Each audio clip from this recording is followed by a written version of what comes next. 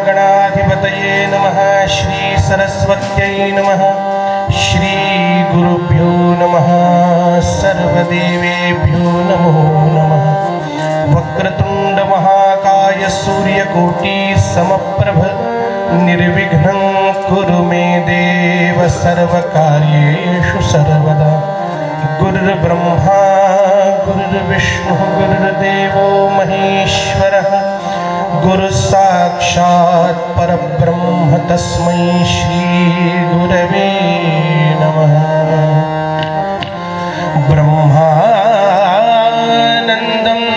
परमसुखदं केवलं ज्ञानमूर्तिं द्वन्द्वातीतं गगनसदृशं तत्त्वमस्यादिलक्ष्यम्। एकं नित्यं विमलमचलं सर्वधी साक्षिभूतं भावातीतं त्रिगुणरहितं सद्गुरुं तन्नमामि। काषाय वस्त्रं करदण्डधारिणं कमण्डलुं पद्मकरेण शङ्खं चक्रं गदाभूषितभूषणाढ्यं श्रीपादराजं शरणं प्रपद्ये। समचरण सरोजं सान्द्रनीलाम्बुधाभं जगन्निहितपाणिं मण्डनं मण्डनानां तरुणतुलसीमाला कन्धरं कञ्जनेत्रं सदयधवलहासं विठ्ठलं चिन्तयामि। मूकं करोति वाचालं पङ्गुं लङ्घयते गिरिं यत्कृपातमहं वन्दे परमानन्दमाधवम्। श्री गुरुचरणारविन्दाभ्यां नमः। अवधूतचिन्तन श्री गुरुदेव दत्त श्रीपाद श्री वल्लभ स्वामी महाराज की जय। श्री नृसिंह सरस्वती स्वामी महाराज की जय। सद्गुरु श्री गजानन महाराज की जय। श्री दाजी महाराज की जय। हरि हरि हरि हरि जय जय राम जय जय राम जय जय राम। राम कृष्ण हरि जय जय राम। रूप पाहता लोचनी रूप पाहता लोचनी।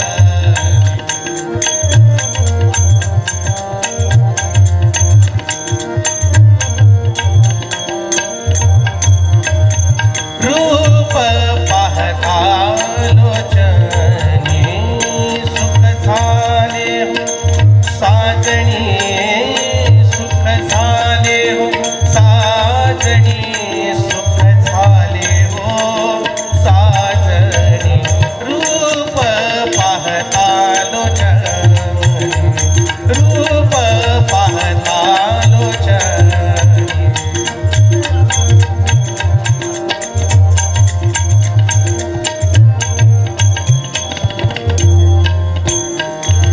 तोहा विठ्ठल परवा तोहा विठ्ठल परवा तोहा विठ्ठल परवा तोहा माधव परवा तोहा विठ्ठल परवा तोहा माधव परवा। बहुत सुकृताची जोडी बहुत सुकृताची जोडी म्हणून विठ्ठली आवडी सर्व सुखाचे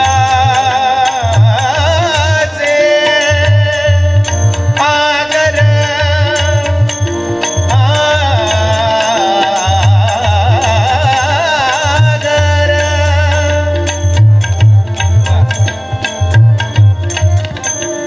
बाप रखुमा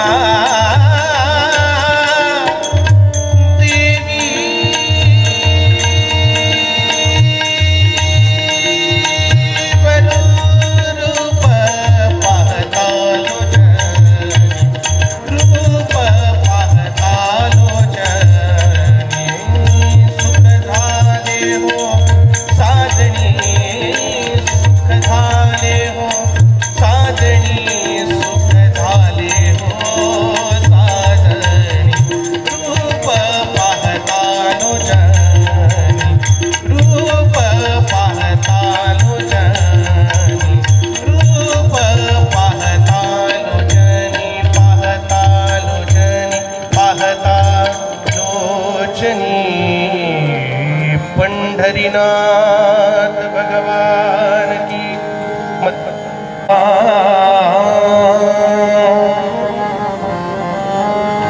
अत्रिनंदना जगज्जीवना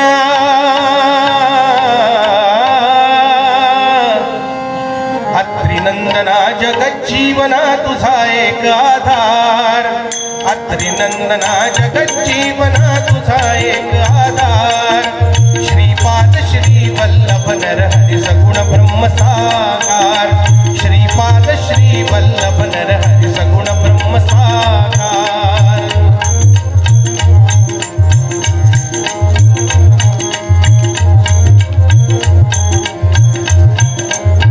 तुझे नाम अन तुझे रूप है गोड किती आहे तुझे नाम अन तुझे रूप है गोड किती आहे सकल जीवांच्या हृदयांतरी तू पूर्ण भरून राहे सकल जीवांच्या हृदयांतरी तू पूर्ण भरून राहे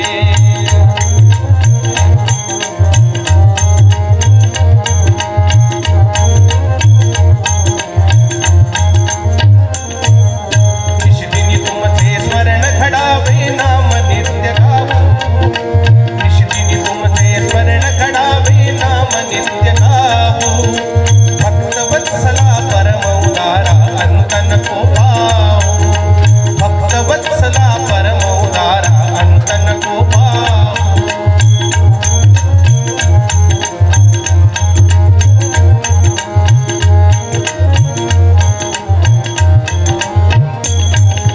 दीनतया घन परम कृपाळू अशी तुमची ख्याती दीनतया घन परम कृपाळू अशी तुमची ख्याती उत्पत्ती लय स्थिती राखसी विश्वंभर श्रीपती उत्पत्ती लय स्थिती राखसी विश्वंभर श्रीपती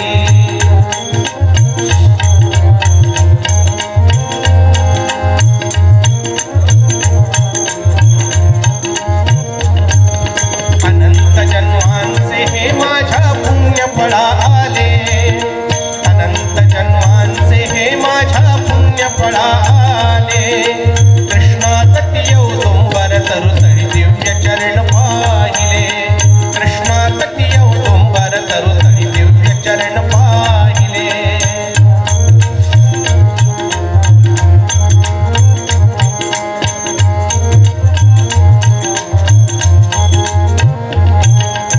अनन्य भावी शरणागत मी देई त्वत्पदी थान अनन्य भावी शरणागत मी देई त्वत्पदी थान श्री वल्लभ हा अज्ञदास परिकरी त्याचा उद्धार श्री वल्लभ हा अज्ञदास परिकरी त्याचा उद्धार अत्रिनंदन हो जगज्जीवना तुझा एक आधार अत्रिनंदन हो जगज्जीवना तुझा एक आधार श्रीपाद श्री वल्लभ नरहरि सगुण ब्रह्म साकार श्रीपाद श्री वल्लभ नरहरि सगुण ब्रह्म साकार सगुण ब्रह्म साकार सगुण ब्रह्म साकार दिगंबरा दिगंबरा श्रीपाद वल्लभ दिगंबरा मला टाळी ऐकू येत नाही कुणाची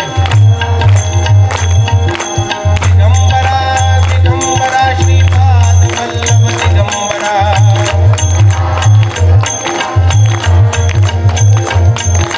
दिगंबरा दिगंबरा श्रीपाद वल्लभ दिगंबरा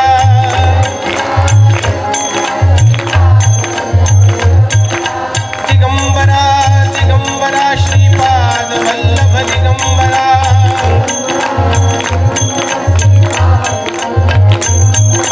दिगंबरा दिगंबरा श्रीपाद वल्लभ दिगंबरा दिगंबरा दिगंबरा श्रीपाद वल्लभ दिगंबरा दिगंबरा दिगंबरा श्रीपाद वल्लभ दिगंबरा अवधूत चिंतन श्री गुरुदेव दत्त श्रीपाद श्री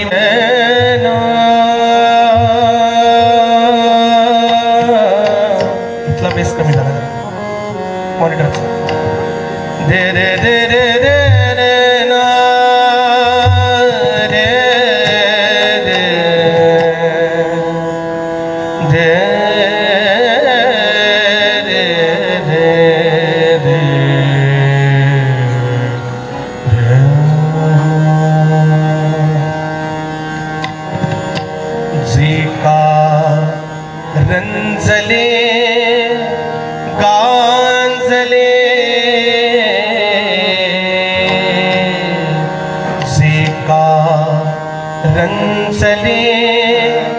गांजले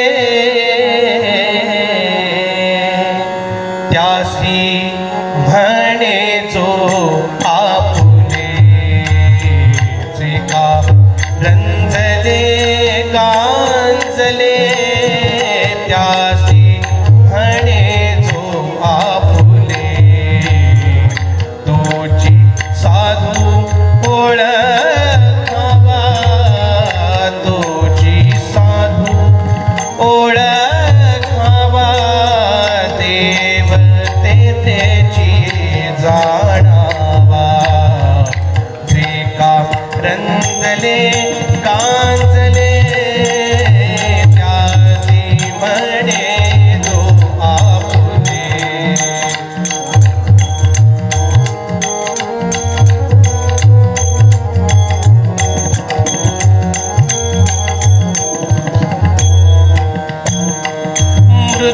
मृदुस्तबाह्य नवनीत मृदुस्तबाह्य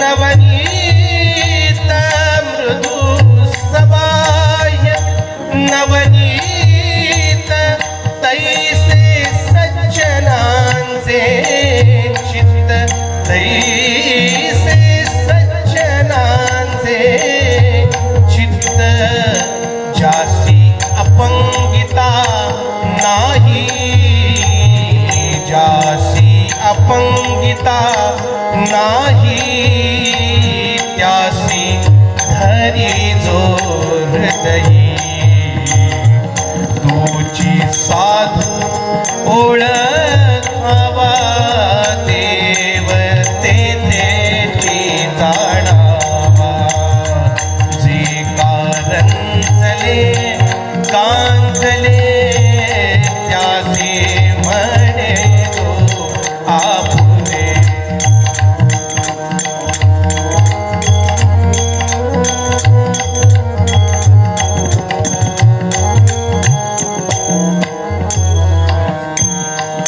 दया करण्याचे पुत्रासी दया करण्याचे पुत्रासी तेची दासा आणि कदासी तेची दासा आणि कदासी तुका म्हणे सांगो किती तुका म्हणे सांगो किती तेची भगवंताच्या मूर्ती तोची साधू ओळखावा तोची साधू ओळखावा देव तेची जाणावा जे का रंजले गांजले त्यासी म्हणे जो आपुले त्यासी म्हणे जो आपुले त्यासी म्हणे जो आपुले सद्गुरुनाथ महाराज की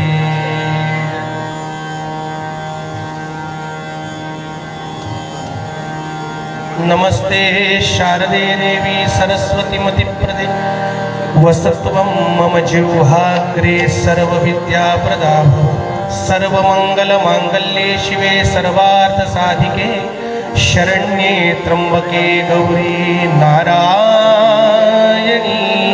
नमोस्तुते शुकासारिके पूर्णवैराग्य ज्याचे वसिष्ठा परी ज्ञानयोगेश्वराचे कवी वाल्मिका सारिका मान्यायसा नमस्कार त्या सद्गुरु रामदासा जयांचा जनी जन्मनामार्थ झाला जयानी सदा वासनामात केला जयांच्या मुखी सर्वदा नाम कीर्ती नमस्कार त्या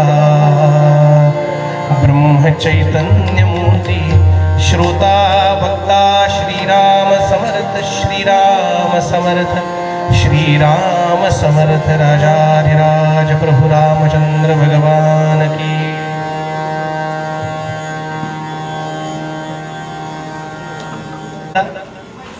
सगळ्यांना माहिती असलेला, अनेक वेळा अनेक वर्ष ऐकलेला, पाठ झालेला असा अभंग मुद्दाम घेतलाय। जे का रंजले गांजले त्यासी म्हणे जो आपुले, तोची साधू ओळखावा देव तेथेची जाणावा। मृदू सबाह्य नवनीत तैसे सज्जनांचे चित्त, जासी अपंगिता नाही त्यासी धरी जो हृदयी, तोची साधू ओळखावा। प्रत्येक अंतऱ्यानंतर तोची साधू ओळखावा ही ओळ महत्वाची आहे। संतांचा अभंग कसा सोडवावा हे ज्याला कळलं ना त्यानं आपल्या आयुष्याचं हित साधून घेतलं, लक्षात घ्या। ज्याला संतांचा अभंग सोडवायचा कसा हे कळलंच नाही, तू काय हित साधून घेणार? वरकरणी संतांचे अभंग कधीही बघायला जाऊ नका।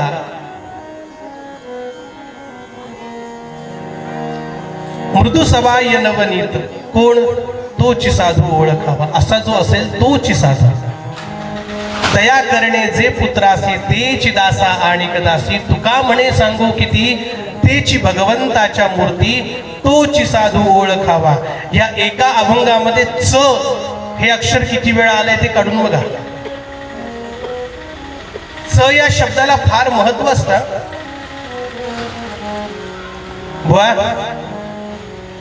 आमच्याकडे जेवायला यायचं तुम्ही, हे झालं साधं निमंत्रण, हे झालं साधं निमंत्रण, जेवायला यायचं। आणि बुवा आमच्याकडे जेवायला यायचंच, हे झालं विशेष निमंत्रण। म्हणजे काही झालं तरी तुम्ही यायचं आहेच। गाडी पाठवतो दुपारी 11:30 वाजता। त्या च मध्ये जसा एक ठासून एक भाव आपण दर्शवतो की काही झालं तरी तुम्ही यायचंच आहे, तो च तुकोबारा इथं वापरतात। किती ठिकाणी च आला बघा या अभंगामध्ये तुकोबांच्या। जे का रंजले गांजले त्यासी म्हणे जो आपुले, तोची साधू ओळखावा देव तेथेची जाणावा। बरोबर। मृदू सबाह्य नवनीत तैसे सज्जनांचे चित्त, जासी अपंगिता नाही त्यासी धरी जो हृदय, तोची साधू ओळखावा। हे जोडलं गेलं म्हणजे ही पुढची सांगितलेली साधूची लक्षणं आहेत तुकोबानी। ही लक्षणं ज्याच्यात दिसतात तुकोबा म्हणतात तोची साधू ओळखावा। आमची आज अडचण कुठे होते माहितीये का? दोन गोष्टीने अडचण आहे। संतांचे शब्द काय अनुषंगाने येत आहेत हे आम्हाला कळत नाही, आणि ते न कळल्यामुळे आम्हाला कसं वागायचंय हेच कळत नाही। काय अनुषंगाने संतांचे शब्द आहेत, यातला एक शब्द तुकोबाऱ्यांचा फार गोड आणि फार असा मार्मिक शब्द आहे, तोची साधू ओळखावा आणि मग देव तेथेची जाणावा। आज तुमच्या माझ्या समाजामध्ये अनेक बाबा लोकांची बिंग उघडकीस येण्याचं कारण काय? तुम्हा मला संत कोण आणि जंत कोण हेच कळत नाहीये। आम्ही वळवळणाऱ्या जनतांना संत म्हणायला लागलोय, आम्ही त्यांना साधू म्हणायला लागलोय। महाराज हे साधू नाही आहेत, हे संधी साधू आहेत। संधी कुठे कशी मिळेल? आपण बातम्यांची चॅनल काढून बघा बरं। गेल्या अनेक वर्षांमध्ये 4-5 वर्षांमध्ये किती ठिकाणचे किती साधू पकडले गेले, किती आश्रम त्यांचे पकडले गेले। या आश्रमामध्ये काय काय थिल्लर चाळे चालतात हे मीडियानं तुमच्या माझ्या समोर आणले। आणि उच्चभ्रू वस्तीमध्ये किंवा एखाद्या गावामध्ये सुद्धा हे आश्रम चालवले जातात। आणि ज्या ठिकाणी फक्त स्वार्थ, लोभ आणि विषय वासना इतक्याच गोष्टींना फक्त महत्व आहे, बाहेरून फक्त आश्रमाचा मुलामा आहे। हा आश्रमाचा मुलामा आहे का खरोखरीचा आश्रम आहे हे ज्याला ओळखता येत नाही ना, त्याच्यासाठी तुकोबाऱ्यांचा अभंग आहे। तुला खरा साधू कोण ओळखायचंय, बघायचंय? जे का रंजले गांजले इथून व्याख्या सुरू झाल्या तुकोबारायांच्या. कोण खरा साधू? जे का रंजले गांजले त्यासी म्हणे जो आपुले, तोची साधू. आता च जिथे आला तिथे बाकीच्या शक्यतांना पूर्णपणे बाजूलाच केलं तुकोबारायांनी. पहा, हा दिसला ना तुला, मग तोच दुसरा कोणीही नाही.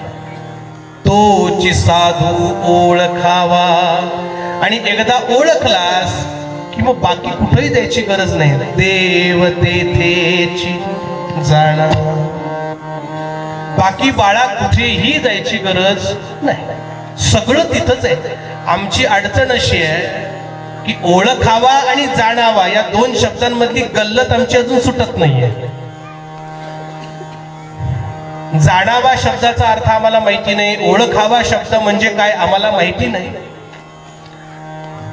अनेक वेळेला दत्त जयंतीचं दत्त जन्माचं कीर्तन झालं की उत्सवामध्ये लोक अनेक भेटायला येतात. बुवा तुम्हाला एक खरं वाटतं का हो? म्हटलं काय? ते 3 तोंड 6 हात 2च पाय असं खरंय का हो? जीवशास्त्राच्या नियमानुसार, जीवशास्त्राच्या नियमानुसार असं शक्य आहे का? म्हटलं कोण्या गाढवाने तुम्हाला सांगितलं दत्त महाराज असेल म्हणून? म्हणजे काय? आरतीत वर्णन आहे. म्हटलं वाचा बरं आरती काय नाथाने केलेली. काय आरती? त्रिगुणात्मक त्रयमूर्ती दत्त हा काय शब्द आहे? जाणा. पहाय का शब्द? तुम्ही पाहायला जाताय, नाथ महाराज जाणायला सांगतात. त्रिगुणात्मक त्रयमूर्ती दत्त हा जाणा. मग काय दत्त हा जाणा? तर त्रिगुणी अवतार त्रैलोक्य राहणा. सत्व रज आणि तम या 3 गुणांचा मिळून झालेला एक आकार म्हणजे दत्त महाराज. आणि मौज पहा, बाकीचे 4 हात आणि 2 तोंड, एक आहे ते रजाचं आहे आणि एक आहे ते तमाचं आहे. आणि या दोघांचं अधिष्ठान कोणाच्या पायावर उभं आहे? सत्वाच्या, म्हणजे भगवान महाविष्णू. मूर्तीमधला अर्थच आम्हाला कळत नाही. आमच्याच मूर्तीमधला काय दुसऱ्यांची तोंड आम्ही गप करणार? आम्हाला आमच्या देवांबद्दल विचारल्यानंतर सांगता येत नाही का आम्ही अभ्यासच करत नाही. आजचा दिवस आला, खाणं झालं, रात्री जेवण झालं, झोप. विचार करायचा आहे कशाला? कुणाला विचार करायचा आहे? घडीने घडी काळ आयुष्य नेतो महाराज. हाताशी काही यायचं नाही, आणि हाताशी काहीतरी यायला हवं असेल तर संतांचे अभंग हा एकमेव आपल्याला तारक मार्ग आहे. म्हणून तुकोबाराय सांगतात, जे का रंजले गांजले त्यासी म्हणे जो आपुले, तोची साधू ओळखावा देव तेथेची जाणा. मग खरे साधू कुणाला म्हणायचे? दासगणू महाराजांनी लिहिलेली गजानन विजय पोथी जर कोणी वाचली असेल, इथे कोणी भक्त मंडळी असतील त्यांनी वाचली असेल, तर त्याच्यामध्ये एक फार सुंदर ओवी दासगणूने टाकली. षड्विकार धुतल्या विना, नीट ओवी ऐका. षड्विकार धुतल्या विना अंगी साधुत्व येईना, आणि साधू विण होईना अघटित कृत्य केव्हाही. अघटित म्हणजे जे घडणं कठीण आहे अशी कृत्य ते करतात.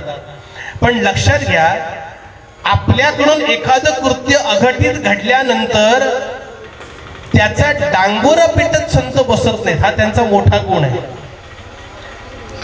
रेड्याच्या मस्तकावरती हात ठेवला आणि म्हटलं म्हण वेदांच्या रुचा, घडाघड घडाघड घडाघड वेदांच्या रुचा सुरू झाल्या. मग आता मी रेड्याच्या मस्तकावरती हात ठेवल्यानंतर रेडा वेद बोलतो हे बघितल्यानंतर ज्ञानेश्वर माऊलीने काही रेड्यांना वेद शिकवण्याची शाळा काढली का हो? शाळा काढली का? त्यांच्याकडून सहज होणारी जी कृत्य आहे त्याला लीला असं म्हणतात. सर्व सत्ता आली हाता, ही हातात जी सत्ता आली आहे ना, मी हातात आलेली सत्ता म्हणतो, हाताची सत्ता नव्हे. हातात आलेली जी सत्ता आहे ना, त्या सत्तेच्या जोरावरती चाललंय. बसलेल्या भिंतीला म्हणाले चल ग, जिथे होती तिथून तुटून ती निघाली. म्हणून नंतर ट्रान्सपोर्ट कंपनी काढली का हो माऊलीनी, कधी ऐकिवात आहे? आता काय भिंतीवरून जाता येतं, इंधनाची गरज नाही, पेट्रोल महागलंय, सीएनजी महागलंय, चला भिंतीवरचा छानपैकी एक मस्त ट्रान्सपोर्ट कंपनी काढू. तो तात्पुरता केलेला, त्या माणसाला केलेला त्याचा गर्वहरण व्हावं यासाठी झालेली लीला आहे ती. त्याच्यामध्ये ते अडकून पडत नाहीत. म्हणून ओवी खूप सुंदर आहे. षड विकार धुतल्या विना, काढल्या विना नाही म्हणले. काढल्या, मुळात हे षडविकार काढले तर तुम्हाला जगणंच अशक्य आहे ना. जगावं कसं षडविकार काढल्यावर? मग हे षडविकार धुवायचे, साफ करायचे. आणि जे असे साफ ठेवतात, षडविकार धुतल्या विना अंगी साधुत्व येईना आणि साधू विना होईना अघटित कृत्य केव्हाय. आमच्या दृष्टीनं साधू, एखादा संत, एखादा महात्मा याची ना एक आमच्या समोर चित्र उभं आहे. जसे आम्ही बाकीची चित्र बघतो तसं एक चित्र उभं आहे. मग साधू कोणाला म्हणायचं? साधू कोणाला म्हणायचं? भगवी वस्त्र घातले, असा वरती जटाभार बांधलेला आहे, त्याला रुद्राक्षांच्या माळा वगैरे बांधलेल्या आहेत, अंगामध्ये साधारणतः 1000 रुद्राक्ष असतील अंगावरती, असा एखादा रुद्राक्षांचा साठा असावा. असा कोणी दिसला की लोक लगेच त्याच्याकडे धावतात, लगेच धावतात त्याच्याकडे. चला साधू आलाय. अरे पण तो खरंच साधू आहे का संधी साधू आहे हे कुणी बघायचं? साधू आला म्हणून त्याच्याकडे धावणारी लोक. मला सांगा, नुसत्या वेशानं साधू होता येतं का? शिवाजी महाराजांचा वेश केला, नाटकामध्ये भूमिका वठवली, शोभायात्रेला शिवाजी महाराजांसारखी दाढी बिडी लावून टेम्पो मध्ये उभा राहिलो, पण 2 कुत्री भुंकत आली तर कपड्याचा रंग बदलतोय. यांना शिवाजी महाराज म्हणता येईल? ज्या शिवाजी महाराजांनी अफजल खानाचा कोतळा बाहेर काढलाय, भूमिका वठवणं वेगळं, त्याच्यासारखा वेशभूषा करणं वेगळं, त्याच्यासारखी दाढी मिशी राखणं वेगळं, आणि आतून शिवाजी महाराजांचं तत्व असणं हे जगा वेगळं आहे. म्हणून मी कायम एक वाक्य सांगत असतो, साधू किंवा संत हा वेश नाही, तो माणूस नाही, मग ती वृत्ती आहे. ही वृत्ती ज्याला कळली ना, त्यानं आपलं आयुष्य कृतार्थ केलं असं समजायला हरकत नाही. पण मग कुणाला साधू म्हणायचं? एका श्लोकामध्ये फार सुंदर वर्णन केलंय. आधी मी श्लोक संस्कृत मध्ये सांगेन, मग त्याचा अर्थ सांगेन. गर्वन्नोद्वहते निंदति परान्नो भाषते निष्ठुरम्. गर्वन्नोद्वहते न निंदति परान्नो भाषते निष्ठुरम्. उक्तं केनचिदः प्रियं च सहते क्रोधं च नालम्बते. श्रुत्वा काव्यमलक्षणं परकृतं संतिष्ठते मूकवत्. दोषाञ्छादयते स्वयं न कुरुते एतत्सता लक्षणं. सद्गुरुनाथ महाराज की जय. जागे आहात ना सगळे? हो म्हणावं जरा एकदा. हा, म्हणजे कसं जय जयकार येत नाही म्हणून विचारावं लागतं मध्येच.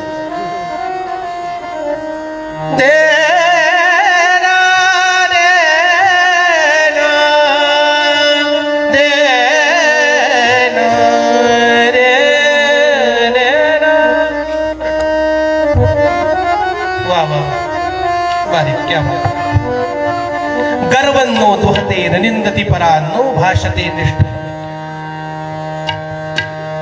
दुपारी जेवण झालंय, त्याची थोडीशी झोप येते, मलाही कळतंय. मी तुमच्या बरोबरच जेवून गेलोय आणि बालुशाही जरा अंगावर येणं स्वाभाविक आहे, म्हणून मी कमीच खाल्ली.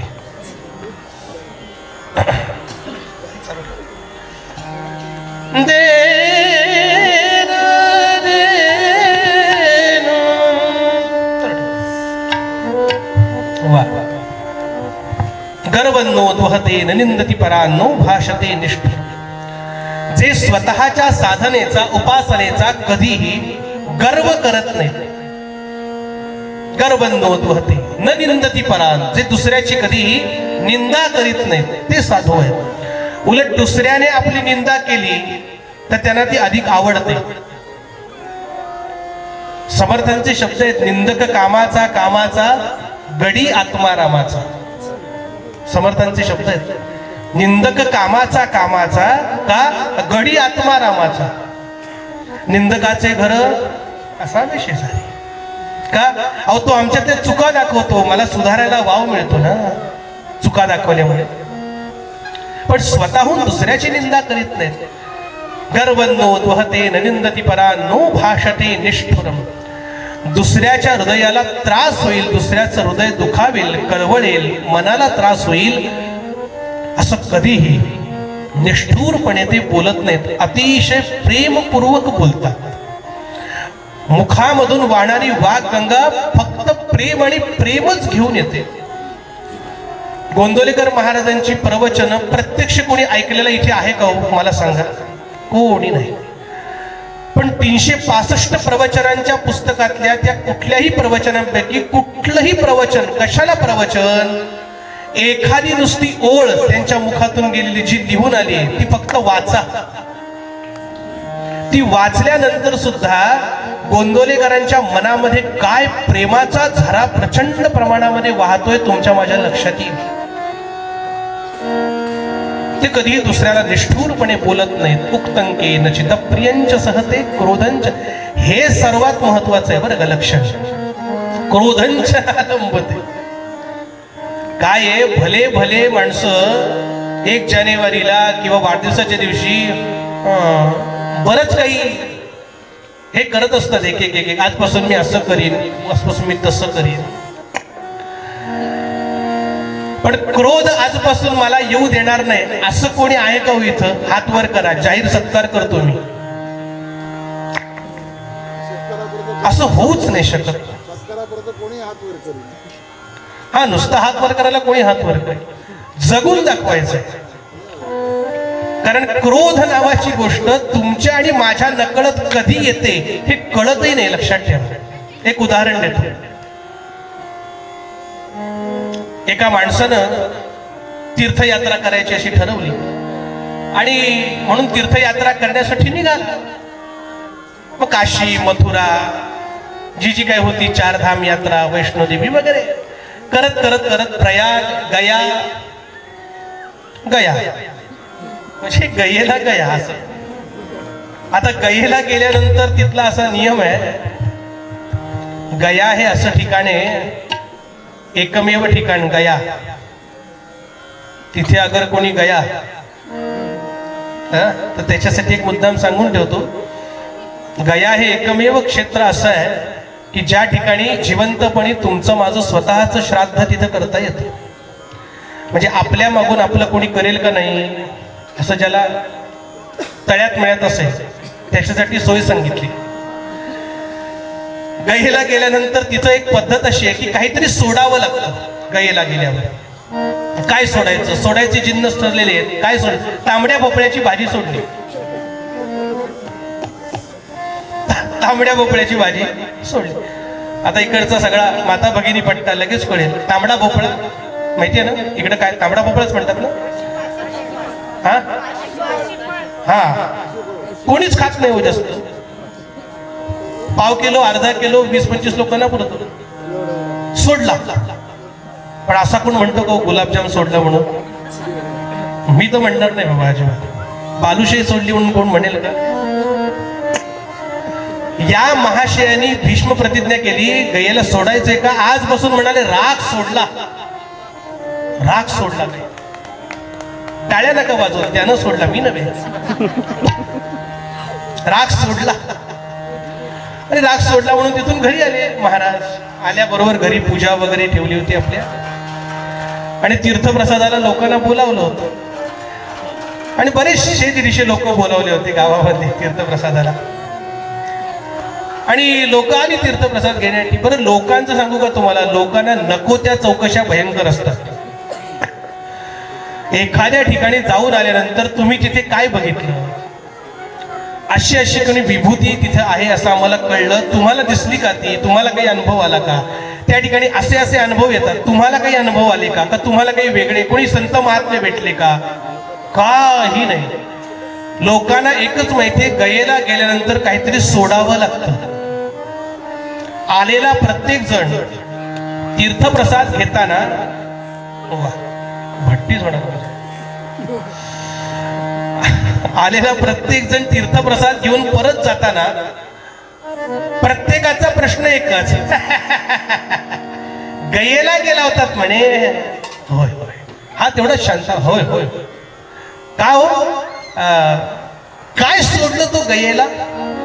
यानं सांगावं, राग सोडला गयेला. काय सांगता हो? वा वा वा. काय म्हणाले तुमचं सांगावं. दुसरा आला, गयेला गेला होतात म्हणे. होय होय. काय सोडले तो? राग सोडला. तिसरा आला, गयेला गेला होतात म्हणे. काय सोडले तो? राग सोडला. 10 माणसं, 15 माणसं, 50 माणसं, बरे 150 माणसं बोलवली होती. साधारणतः 100वा माणूस आला आणि त्याची 100 भरली. आल्याबरोबर तीर्थ घेताना गयेला गेला होतात म्हणे. होय. मगाचा होय कुठे आणि आत्ताचा होय कुठे? काय सोडलं तो गयेला? तुझा बाप सोडला गयेला. जा शोधून घेऊन ये. राग सोडला, राग सोडला, राग सोडला. हे 100 लोकांना सांगताना राग कधी आला हेच कळलं नाही. कशाला नको त्या वल्गना हव्यात महाराज. पण खरं सांगू का, यांना खरंच आयुष्यात उगाच कधीही राग आला नाही. किंबहुना राग काय असतो ज्यांना माहितीच नाही. म्हणून त्या संतांचं नाव आहे शांतीब्रह्म एकनाथ महाराज. त्यांना नावच आहे शांतीब्रह्म. या संतांना दिलेली एक उपाधी आहे शांतीब्रह्म एकनाथ महाराज. किती किस्से सांगावेत हो त्यांचे, किती किस्से सांगावेत. हे जगून दाखवलंय. जे तुकोबा म्हणतायत ना ते जगून दाखवलंय एकनाथ महाराजांनी आपल्या आयुष्यात. 2च सांगतो फक्त, 2च.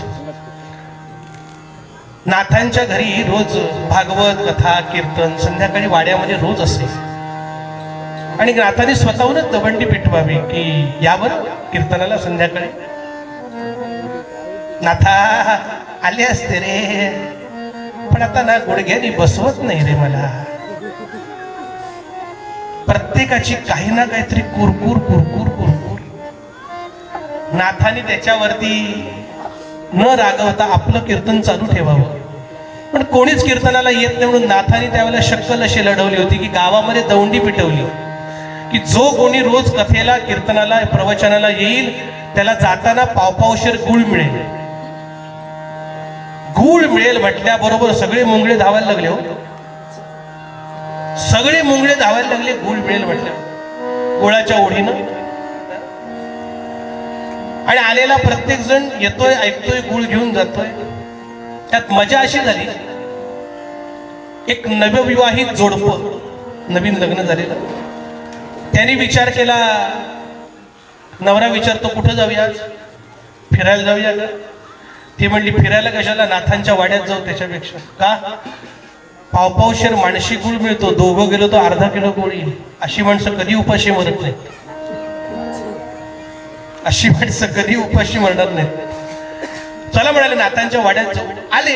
बरं, कथा कीर्तन प्रवचन याचा कशाचा तिळमात्र संबंध गंध नसल्यामुळे तिथं आल्याबरोबर या दोघांनाही झोप यायला लागले. शिवरंजनी करा, शिवरंजनी.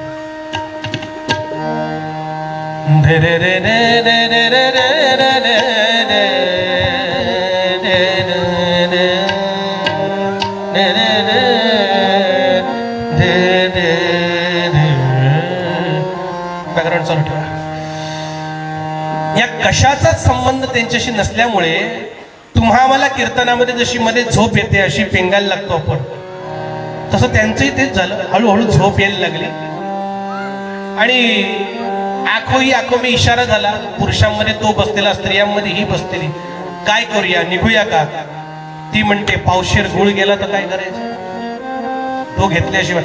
म्हणून दोघांनी विचार केला. दोघ जण उठले आणि नाथांच्या घरात जाऊन त्यांच्या पलंगावरती ताणून दिली. हो, इकडे प्रवचन संपलं, सगळं झालं, याला जागच नाही, इतकी झोप लागली. आणि पहाटे जाग आली. ते उठण्याच्या आधी नाथ त्यांच्या समोर हात धरून उभे आहेत. आता विचार करा, हा प्रसंग तुमच्या माझ्या घरात घडलाय. आधी आम्ही इतका वेळ झोपू देऊ का? पहिला प्रश्न. आणि दुसरा प्रश्न, जर असं कोण झोपलं असेल तर आम्ही हातात काय घेऊन उठवू त्याला? नाथ समोर आले, जोडले, हात जोडले नाथांनी आणि प्रश्न केला, झोप झाली ना नीट? आपण कसे विचारू, काय झाली का झोप? शब्द तेच आहे, पण त्यामागची नाथांची भावना किती वेगळी आहे बघा. झोप झाली ना, शांत लागली ना, स्नानासाठी पाणी काढलंय, स्नान करून घ्या. स्नानासाठी पाणी दिलं, नवीन वस्त्र दिली दोघांनाही आणि बायकोला सांगितलं, अगं त्यांच्या न्याहारीची व्यवस्था कर, नाश्त्याची. न्याहारी केली आणि आता बोळावणं केलं त्यांचं, निघाले जायला. तसे नाथ धावले मागून, अहो काल तुम्ही दोघं आला होतात ना, दोघांचा मिळून राहिलेला हा पाव किलो मिळून अर्धा किलो गुळ, आज संध्याकाळी या हा परत कीर्तनाला. कशाला म्हणतात क्रोधावरचा विजय महाराज? दया करणे जे पुत्रासी तेची दासा आणि दासी, हे नाथाने जगून दाखवलंय. आपल्या सगळ्यांना ती कथा माहिती आहे. तो पाण्याचा गडू आणला होता वरून, आणि त्या रणरणत्या उन्हामध्ये ते गाढव तडफडताना दिसलं म्हणून तो फोडला आणि त्याच्या तोंडामध्ये आडवा केला. त्याच वाळूमध्ये बसले, मातीमध्ये बसले, डोकं घेतलं आपल्या मांडीवरती. लोकांनी खोळ्यात काढला. रे नाथा म्हणाले, येडा का खोळा तो? अरे जे आपल्या तोंडामध्ये ओतायचं ते ह्या गाढवाच्या तोंडामध्ये ओततोस, काय म्हणावं तुला? नाथांच्या मुखातून शब्द आहे, तुम्हाला गाढव दिसलं, मला त्याच्या जागी माझा हरिपंत दिसला. दया करणे जे पुत्रास. आपल्या मुलीच्या हातून जर एखादी कप अशी फुटली तर आपण काय म्हणतो, असू दे ग, सटकली असेल. पण ती सोनेच्या हातून सटकली तर? तीच आपल्या घरामध्ये भांडी घासायला येणाऱ्या एखाद्या मुलीच्या किंवा बाईच्या हातून सटकली तर तिची सगळी वंशावळच निघते हो, पूर्वजांची सगळी. उद्धारगतच घरात. तुझ्या बापानं ठेवलंय का इथं? पण नाथांच्या मनातला भाव स्पष्ट आहे. तुम्हा मला ते नवविवाहित जोडपं दिसलं, नाथांच्या दृष्टीनं ते कृष्ण आणि रुक्मिणी आहेत. नाथांचा भाव साधा सरळ आहे की कृष्ण आणि रुक्मिणी जर माझ्या घरामध्ये स्वतःहून माझ्या पलंगावरती येऊन आराम करणार असतील यांच्या रूपानं, तर यासारखा दुसरा आनंदाचा क्षण नाही ना. गर्वन्नो दुहते न निंदती परान्नो भाषते निष्ठुरम उक्तंकेन चिदप्रियंच सहते क्रोधंच नालंबते श्रुत्वा काव्यम लक्षणम परकृतम संतिष्ठते मूकवती. संत असतात ना, काय सांगू तुम्हाला बुवा, त्यांना कशातच रस नसतो, ते निरस असतात. संत निरस कधी नसतात. फक्त आपल्याला ज्या गोष्टीत रस असतो त्यांना त्या गोष्टीत रस नक्की नसतो, म्हणून आपल्याला ते निरस वाटतात. लक्षात घ्या, संत सगळ्या गोष्टीमध्ये अतिशय प्रेमाने रस घेतात. आणि सर्वात महत्वाचं, दोषांच्छादयते स्वयं न कुरुते, हे सर्वात महत्वाचं आहे. आपल्या शिष्याचे, आपल्या भक्ताचे, आपल्या माणसाचे दोष छादयते म्हणजे झाकून ठेवतात. पण सर्वात महत्वाचं, स्वयं न कुरुते. दुसऱ्याच्या दोषांबद्दल आमच्याकडे सहसा तोच बोलत नाही ज्याचे त्या घोटाळ्यामध्ये हात अडकले. सगळे मंत्री हात अडकलेले असल्यानंतर एक मंत्री सगळे बोके गप असतात, तो एकमेकाबद्दल बोलतील तर शपथ. हो, सगळ्यांची तोंडी अळीमिळी गुपचिळी, बोलत नाही त्याची. पण स्वयं न कुरुते एतत् सता लक्षण मृदू सवाय नवनीत तैसे. आता याच श्लोकाचा एक मराठी अर्थ तुकोबारा या अभंगामध्ये देतात. मृदू सवाय नवनीत तैसे सज्जनांचे चित्त जासी अपंगिता नाही. शब्दाचा अर्थ नीट लक्षात घ्या. मृदू सबाह्य नवनीत, नवनीत म्हणजे लोणी. लोणी लोणी किती मऊ असतो लोणी.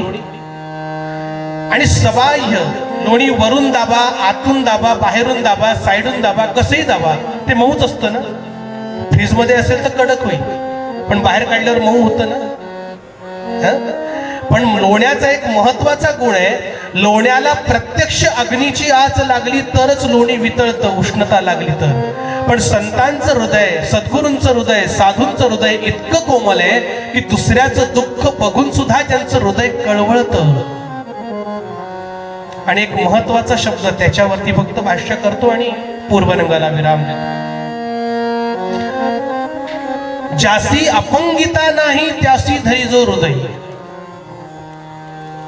ज्यासी अपंगिता नाही. आपल्याकडे साधारणतः प्रकार आहे, दोन नाही बरोबर एक होय. पटतंय ना सगळ्यांना? थंडी वाढली नाही ना? हो नाही काही म्हणावं. त्या खांबांमध्ये तुमच्यामध्ये काही फरक नाही असं नको वाटायला मला. ज्यासी अपंगिता नाही, दोन नाही बरोबर एक होय. मी तुमच्याकडे जेवायला येणार नाही असं नाही, म्हणजे मी जेवायला येणार. मी कीर्तनाला येणार नाही असं नाही, मी येणार पण या तारखेला नाही येणार. त्याचप्रमाणे ज्यासी अपंगिता नाही, म्हणजे जो अपंग नाही असं नाही, म्हणजे कोण अपंग आहे त्यासी धरी जो हृदय. धे रे रे न तोडी. त्याच्यासाठी दोन उदाहरणं देतो, फक्त दृष्टांत देतो दोन आणि पूर्वरंगाला विराम देतो. कारण हे दोन दृष्टांत फार महत्वाचे आहेत, अनेक लोकांपर्यंत ते पोचले पाहिजेत. मृदू सबाह्य नवनीत तैसे सज्जनांचे चित्त. आपला कुठलाही वैयक्तिक स्वार्थ नसताना सुद्धा जे आपल्याला भोगायला लागलं ते इतरांना भोगायला लागू नये या भावनेनं उभे राहतात, ती संत वृत्तीची माणसं आहेत. एका वाक्यामध्ये व्याख्या सांगितली. आपला कुठलाही वैयक्तिक स्वार्थ नसताना सुद्धा आपल्याला जे भोगावं लागलंय मागे ते पुढच्या लोकांना भोगायला लागू नये यासाठी म्हणून जे कार्य करण्यासाठी उभे राहतात ती संत वृत्तीची माणसं आहेत. दोन उदाहरणं पुरेशी आहेत. एक, ज्यांचं आत्ता 1-2 वर्षांपूर्वी निधन झालंय अशा सिंधुताई सपकाळ. सिंधुताईंचं चरित्र आपण काढून बघाल, त्यांचं आयुष्य आपण जाऊन बघाल तर ते इतकं दर्दभर आहे, इतकं दुःखी आयुष्य आहे की आपण कल्पनाही करू शकत नाही, इतकं दुःखी आयुष्य आहे सिंधुताईंचं. सिंधुताई स्वतः सांगतात की माझ्या सासरी मला इतका जाच आहे, इतका त्रास आहे, तो कुठपर्यंत गेला. त्यांच्याच घराण्याचा वंश माझ्या पोटामध्ये वाढत असताना, मी गर्भार असताना, गरोदर असताना मला घरातून हाकलवून दिली. नवराही मागे उभा राहिला नाही. हे वाक्य नीट लक्षात ठेवा. नवरा मागे उभा राहिला नाही, घरातून हाकलवून दिलं. व सिंधुताईने विचारलं, मग अशा अवस्थेत तुम्ही कुठे राहिलात? सिंधुताई म्हणतात, मी अनेक दिवस आणि अनेक रात्री स्मशानामध्ये झोपून काढल्यात. अनेक रात्री अनेक दिवसा स्मशानामध्ये झोपून. खाण्यापिण्याचं काय? त्या म्हणतात तिथं आल्यानंतर जे पिंड करतात प्रेतावरती संस्कार करण्यासाठी, ते लोक तिथं टाकून जातात. त्याच्यावरची काजळी बाजूला करायची, त्याच्यावरचं जे काही पडलं असेल बाजूला करायचं, हातावर थापायचं. भाजायचं कुठे? प्रेत जळतंय त्या अग्नीवरच भाजायचं. लोकांनी एक प्रश्न केला त्यांना, तुम्ही स्मशानामध्ये राहायलात म्हणतात, तुम्हाला भूतांची भीती नाही वाटली कधी? त्या माऊलीने इतकं मिश्किल उत्तर दिलंय, जी भूत दिसतच नाही त्यांची काय भीती मानायची? कारण दिसणाऱ्या भूतांनी इतका त्रास दिलाय, न दिसणारी भूत आणखीन काय वाकडं करणार माझं? ज्यांच्यामध्ये पंचमहाभूत आहेत अशा भूतांनी काही कमी त्रास दिलाय का? आणखीन काय माझं वाकडं करणार? पण जे आपल्याला भोगायला लागलं ते इतर मुलींना, इतर स्त्रियांना भोगायला लागू नये म्हणून हीच सिंधू बाकी सगळ्यांची सिंधू माय झाली, आई झाली सगळ्यांची. आणि अनेक स्त्रिया ज्यांना घरातून टाकून दिले, ज्या बलात्कारित आहेत, ज्या परित्यक्ता आहेत, ज्या हुंडाबळीच्या मध्ये आलेल्या आहेत, कुमारी माता आहेत, अशा अनेक मुलींना, अनेक स्त्रियांना ज्यांनी आपल्या उभ्या आयुष्यभर सांभाळलं, मला सांगा याच्यामध्ये काय वैयक्तिक स्वार्थ होता हो? कुठला अवॉर्ड घ्यायचा होता सिंधुताईंना? हे एक. आणि दुसरं उदाहरण, त्यांच्या वतीमध्ये चित्रपट निघाला होता डॉक्टर प्रकाश बाबा आमटे.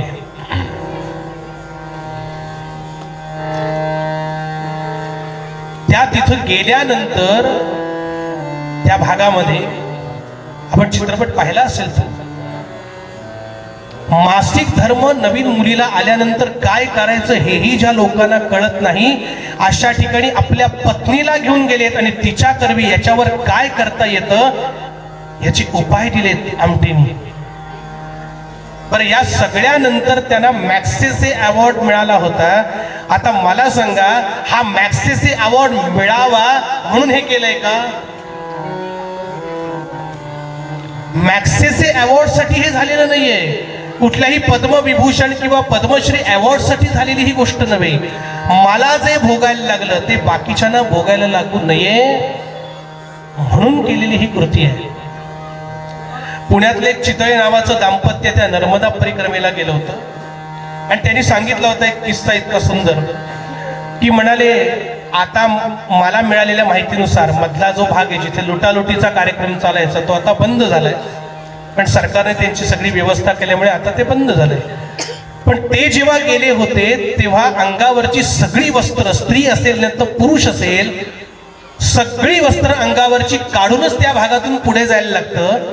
तिथून पुढे गेल्यानंतर एका बाबांचा आश्रम आहे आणि त्या चितळेबाई स्वतः सांगतात, मी आपल्याला मुद्दाम क्लिप काढून दाखवीन त्यांची युट्यूबवरची. त्या स्वतः सांगतात की पुढे गेल्यानंतर त्यांचा आश्रम आहे, कुटी आहे साधी, आणि ते काय करतात तर आपली गोंडपाट असतात ना, गोंडपाट, याचं तात्पुरतं आपल्या शरीराचं लज्जारक्षण व्हावं यासाठी त्या गोंडपाटाचे कपडे स्वतःच्या हातानं दाभडानं शिवून तयार ठेवतात की किमान ही वस्त्र अंगावर चढवा आणि पुढे जा. मला सांगा काय गरज पडली होती? पण तो माणूस जेव्हा नर्मदा परिक्रमा करत होता त्यावेळेला त्यानं बाकी स्त्रियांची आणि बाकी पुरुषांची सुद्धा होणारी ती अवहेलना, ती विटंबना बघितली आणि ती सहन न झाल्यामुळे मृदू सवाय नवनीत तैसे सज्जनांचे चित्त जासी अपंगिता नाही, त्यासी धरी जो हृदयी तोच साधू ओळखावा, देव तेथेच जाणावा. बस तुकोबा म्हणतात त्याप्रमाणे तोच साधू ओळखावा, देव तेथेच जाणावा. गांजले त्यासी म्हणे जो आपुले जे कारंजले, गांजले त्यासी म्हणे जो आपुले.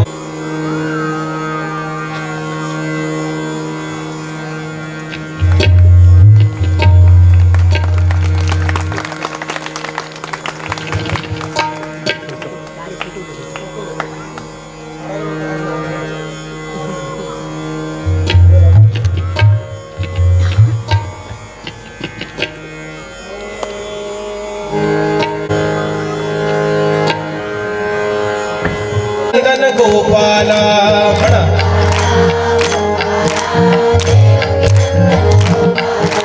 गोपाला गोपाला देवकी नंदन गोपाला,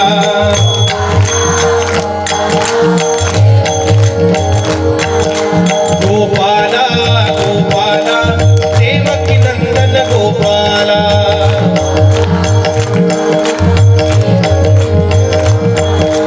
गोपाला गोपाला देव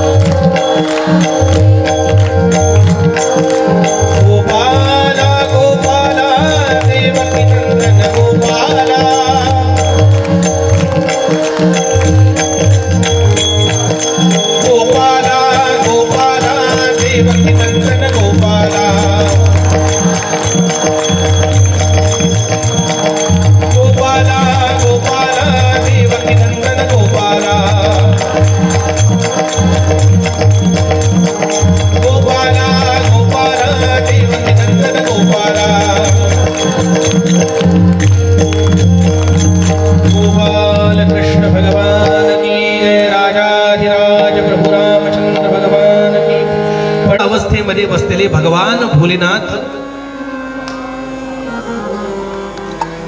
आणि सकाळची वेळ आहे. या सकाळच्या वेळेला आता भगवंतानी ध्यानामधून उतरावं, डोळे उघडावे. म्हणून नंदी शृंगी सगळे शिवगण इतकंच नव्हे, स्वतः जगन्माता पार्वती सुद्धा हातामध्ये आरतीचं तबक घेऊन उभे आहेत, सकाळी पूजेचं तबक घेऊन उभे आहेत की आता भगवंतानी ध्यानामधून उतरावं यासाठी. भगवंत काही केल्या ध्यानातून उतरेना.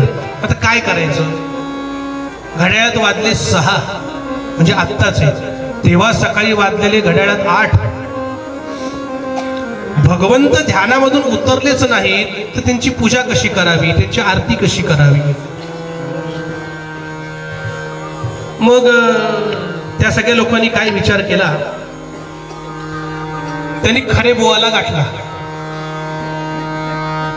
बुवा, तुमचं नाव कैलास आहेच. म्हटलं होय. म्हणजे मॅचिंग आहे.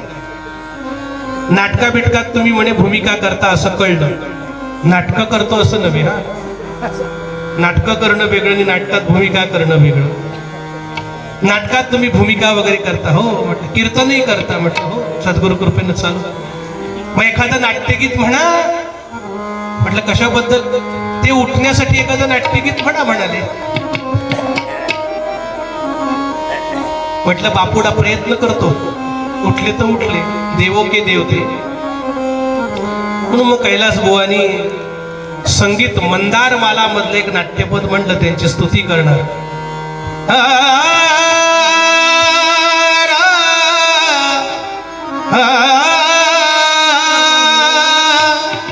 जय शंकरा गंगाधरा, जय शंकरा गंगाधरा,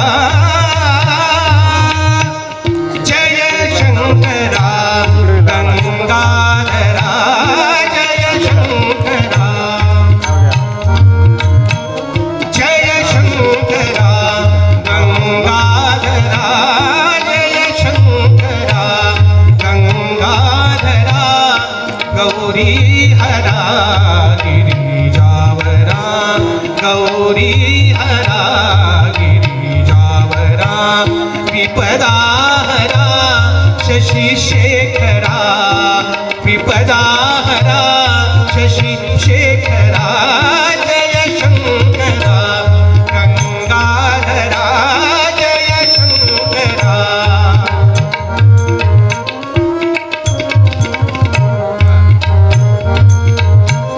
विष प्राशुनी जगतासया, विष प्राशुनी,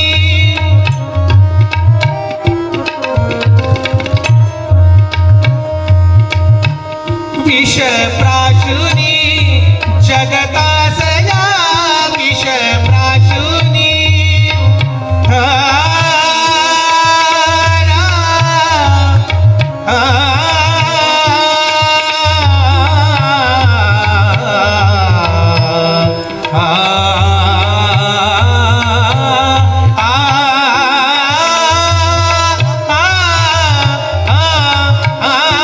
विष प्राशुनी जगतासया, विष प्राशुनी.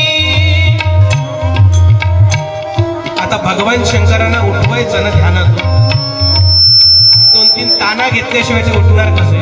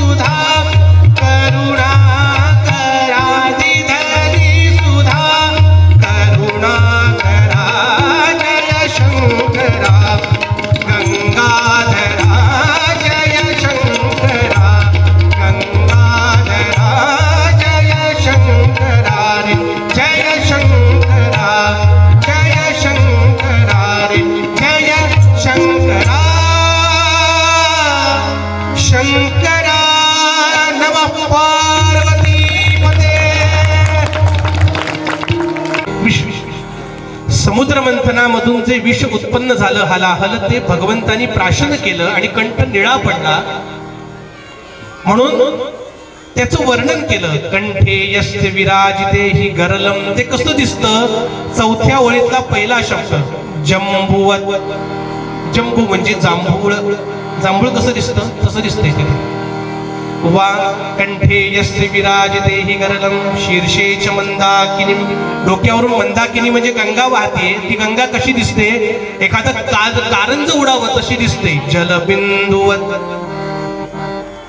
जंबुवत जलबिंदुवत. पार्वती माता बसल्यात वामांके. वाम म्हणजे डावी, अंक म्हणजे मांडी. त्याच्यावर बसलेल्या पार्वती माता. वामांके गिरिजाननम. गिरिजा म्हणजे पार्वती आणि आनन म्हणजे मुख. त्या गिरिजेचं गिरिजा अधिक आनन इज इक्वल टू गिरिजानन म्हणजे मुख. ते कसं दिसलं? जलजवत. जलजवत म्हणजे ज म्हणजे जन्म. जलामधून ज्याचा जन्म आहे असं ते कमळ. मी पार्वती मातांच्या मुखाबद्दल बोलतोय, बाकी कमळाचा संबंध काही नाही. याची कृपया नोंद घ्यावी. व आपला प्रचार प्रसार करतोय असं वाटेल नको उगाच. तिचं मुख कमळाप्रमाणे प्रफुल्लित दिसलं. आणि या अखिल ब्रह्मांडावरती ज्यांची माया पसरली, माया यस्य ऋणद्धि विश्वमखिलम. ती माया कशी पसरली आहे? कोळी बांधव मासेमारी करण्यासाठी पाण्यावरती जाळं फेकतात की नाही, ते पाणी व्यापून टाकतं बघा जाळं. तसं त्यांच्या कृपेचं हे जाळं, मायेचं जाळं त्या सगळ्या ब्रह्मांडावर त्यांनी टाकलंय आणि ब्रह्मांड व्यापून टाकलंय.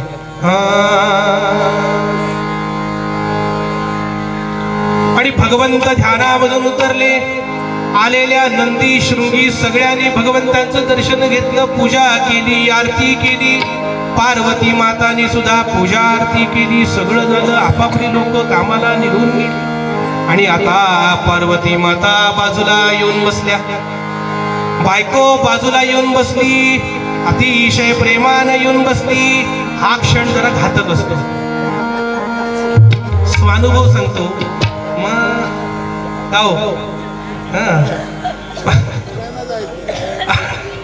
बोलणार कोणी नाही, पण खरं आहे. बायको बाजूला येऊन बसली शांत म्हणजे आता काहीतरी खिशातलं तरी नाही तर मनातलं तरी काहीतरी एक निघणार. पार्वती माता आल्या का हो? गेले अनेक दिवस मी तुम्हाला बघतीये. तुम्ही मध्येच हसता काय, मध्येच रडता काय, मध्येच दुःखी होता काय, आणि मध्येच कष्टी होता काय, मध्येच शांत बसता काय, काय नक्की चाललंय काय तुमचं? आणि मी गेले अनेक दिवस बघतीये सारखं तुम्ही काहीतरी पुटपुट काय, काय पुट. हे होते तेव्हा काहीतरी पुटपुटताय तुम्ही. काय हो पुटपुटताय? मेरा पती सिर्फ मेरा आहे. दुसऱ्या कुणाचं नाव पुटपुटतो म्हणजे काय? आता कसं आहे, सरळ विचारलं तर नवरा सरळ उत्तर देणार नाही हे बायकोला माहिती. त्यामुळे त्याला कसा टॅकल करायचा अलीकडच्या भाषेत टॅकल ते बरोबर बायकोला माहिती असतं. म्हणून तिनं प्रश्न वेगळ्या अर्थाने विचारला, प्रेमानं. अहो कोणाच्या स्मरता नामाते, कोणाच्या स्मरता नामाते, सत्य का सांगा ना माते, सत्य का सांगा ना माते, सत्य का सांगा ना माते.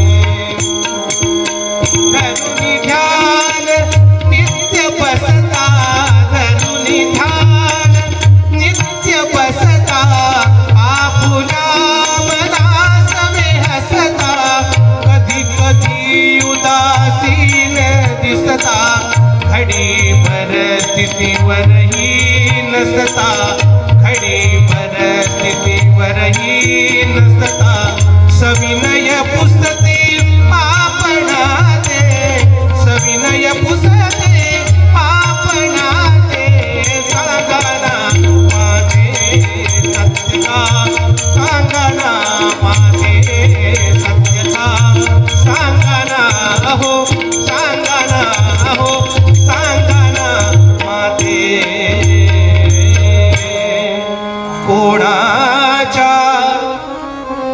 शब्दांची मजा बघा.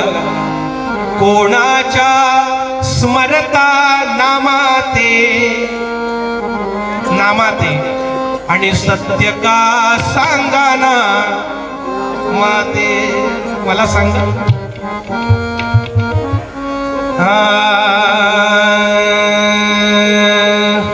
दे दे दे दे ना दे दे दे दे ना दे दे दे दे दे दे दे ना. चलो ठीक. भगवान भोलेनाथाने एकदा तिच्याकडे बघितलं. बाई ग, ते ज्ञान एवढं खोल आहे की तुला सांगितलं ना तरी तुला कळणार नाही ग. पार्वती माता म्हणल्या मला नाही कळलं तरी चालेल पण सांगा आता काय करावं. जगामध्ये बालहट्ट, राजहट्ट आणि स्त्री हट्ट प्रसिद्ध आहे. देवो के देव महादेव झाले म्हणून ते काय स्त्री हट्टापासून सुटलेले नव्हे. देवो के देव महादेव झाले म्हणून ते सुद्धा सुटलेले नाही. महादेव नाव असणाऱ्यांनी सुद्धा उगाच गमजा मारायची गरज नाही. शंकरांचं कुठलं नाव असेल तर आम्ही सुटू असं काय. मला कळलं नाही तरी चालेल पण सांगा आता काय करावं. भोलेनाथ म्हणाले बाई ग, तुला सांगितलंही असतं पण ते सांगायला ही जागा हे ठिकाण योग्य नाही. म्हणजे त्याला एकांत पाहिजे मग तुला सांगू शकेल असं. चला कुठे ते आता. हो मला कळलं पाहिजे माझा नवरा कुणाचं नाव पुटपुटतो ते. चला आता कुठे ते. म्हणून निघाले आणि एका निर्जन बेटावरती दोघ जण आले. भगवान भोलेनाथ पुन्हा एकदा ध्यानमग्न अवस्थेमध्ये बसावे तसे बसले. आता म्हणाली सांगा सांगा आता नीट ऐका. भगवंतांच्या मुखामधून शब्द यायला लागले. पार्वती अगं काय सांगू तुला. हा समुद्र मंथनाचा जो काही प्रकार घडला ना, या समुद्र मंथनाच्या प्रकारामधून अनेक रत्न बाहेर आली, लक्ष्मी आली, अमृतही आलं आणि याच समुद्र मंथनामधून अखंड विश्वाचा विनाश करू शकेल असं हलाहल विष सुद्धा उत्पन्न झालं. त्यातल्या रत्नांचा आणि अमृताचा स्वीकार करायला प्रत्येक जण पुढे धावला ग. पण त्यातल्या विषाचा एक साधा थेंब कोणी घ्यायला तयार नाही. आणि अखेर या विश्वाला वाचवण्यासाठी विषप्राशुनी जगतासया दिधली सुधा करुणा करा. ते विष मला प्राशन करायला लागलं. माझ्या अंगाचा प्रचंड दाह व्हायला लागला. कंठ निळा पडला. लोकांना काय नाव द्यायला जाते नीळकंठ म्हणून. ज्याचं जळतं त्याला कळतं. जया अंगी मोठेपण तया यातना कठीण. पाण्यातील मासा झोपी जातो कैसा जावे त्याच्या वंशा तेव्हा कळे. पंतप्रधानांनी असं करायला पाहिजे होतं. संरक्षण मंत्र्यांनी असं करायला पाहिजे होतं. आमच्या मुख्यमंत्र्यांनी असं करायला पाहिजे होतं. हे चकली गडबडी खाताना बोलणं सोपं आहे पण किती काटे खालून त्या खुर्चीला टोचत असतात ना, आणि किती काट्यांचा मुकुट डोक्यावर असतो तो तुम्हाला मला दिसत नाही. तो माणूसच जाणे लक्षात ठेवा. त्यातल्या विषाचा एकही कोणी केला तयार नाही ते म्हणून मला प्राशन करावं लागलं. आणि माझ्या शरीराचा जो दाह सुरू झाला. पार्वती माता म्हणतात एवढा दाह झाला त्याच्यावर उपाय काही नाही का. उपचार अगं उपचार काय कमी केले का. काय उपचार केले सांगा बरं मला. दोघांचं बोलणं चाललंय. काय उपचार केले. भगवान म्हणाले अगं काय सांगू तुला. चंद्र शीतल असतो म्हणून तो मस्तकावर धारण केलाय. भाली चंद्र असे धरीला उपयोग शून्य. 24 तास मस्तकावरून गंगा वाहतीये. थंड पाण्याचा झरा वाहतोय. उपयोग शून्य. एवढंच कशाला सर्प सुद्धा अंगावरून खेळवले थंडगार असतात म्हणून. बुवा सर्प थंडगार असतात. मग सर्प बर्फासारखे थंडगार असतात. हातात घेऊन बघा. फक्त एकच अट आहे तो किती वळवळलं तरी आपण थंड पडायचं नाही. आणि दुसऱ्या दिवशी बुवाच्या नावानं बोंब कर तिथं यायचं नाही. At your on risk.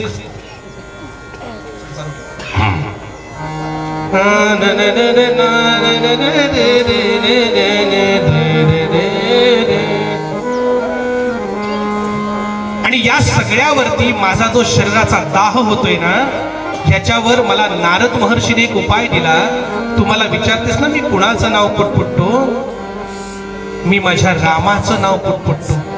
Shriram जय राम जय जय राम, श्रीराम जय राम जय जय राम.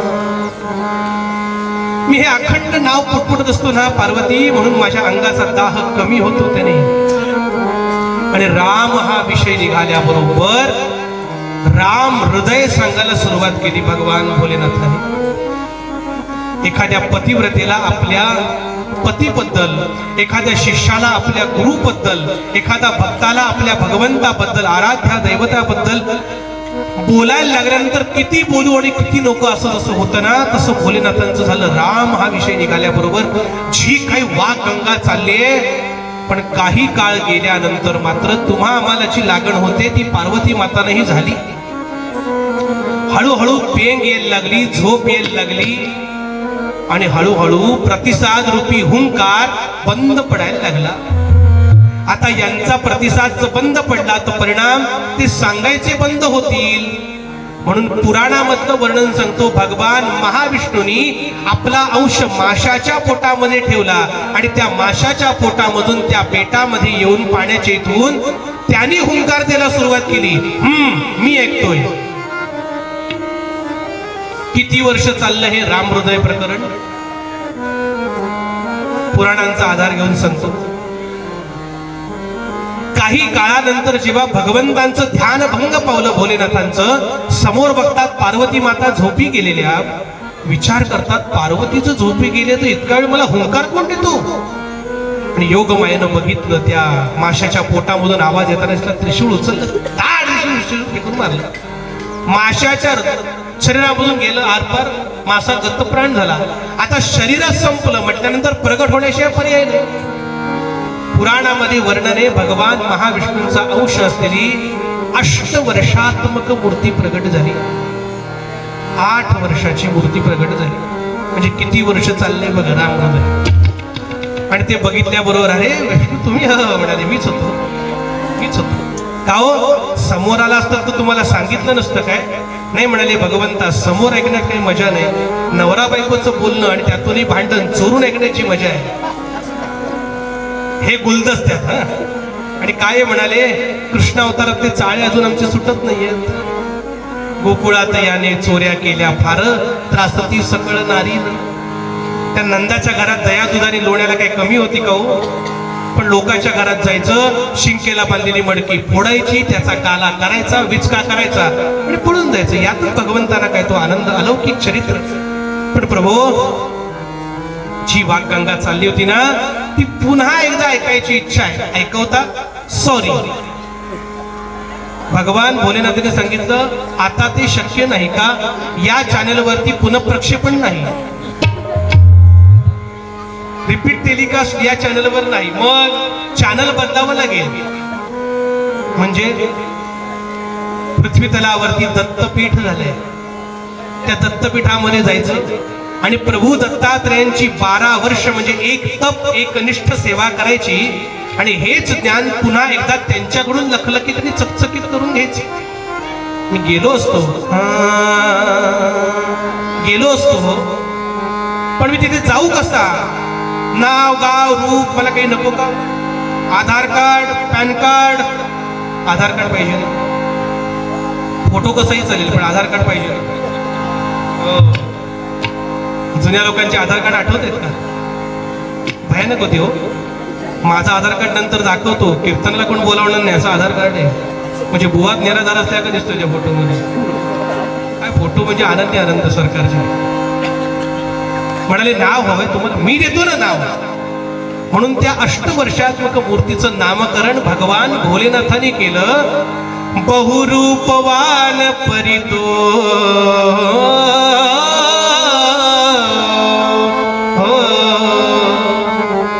बहुरूपवान परितो मच्छी मच्छीचा म्हणून नाम मत्स्येंद्र. नवनाथांपैकी आद्य मत्स्येंद्रनाथ. बहुरूपवान परितो मच्छीचा म्हणून नाम मत्स्येंद्र. मुकुटमणी संतांचा शोभे अमरात जेवी देवेंद्र.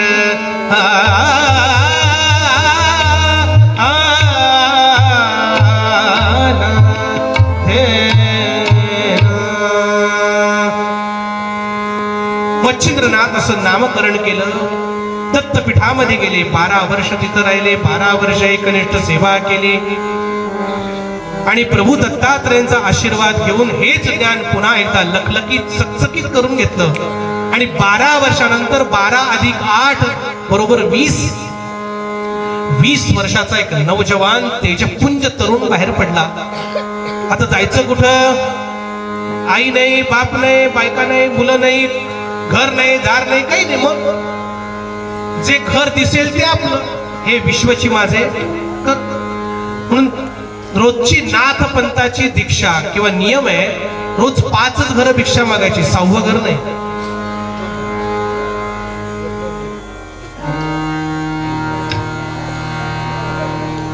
पाचच घर भिक्षा, 6वं घर नाही. आणि म्हणून भिक्षा मागत मागत मागत मागत निघाले. हा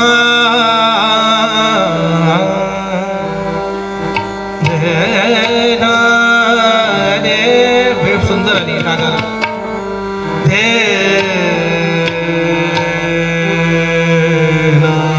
पुरे धनाशी चालू ठेव.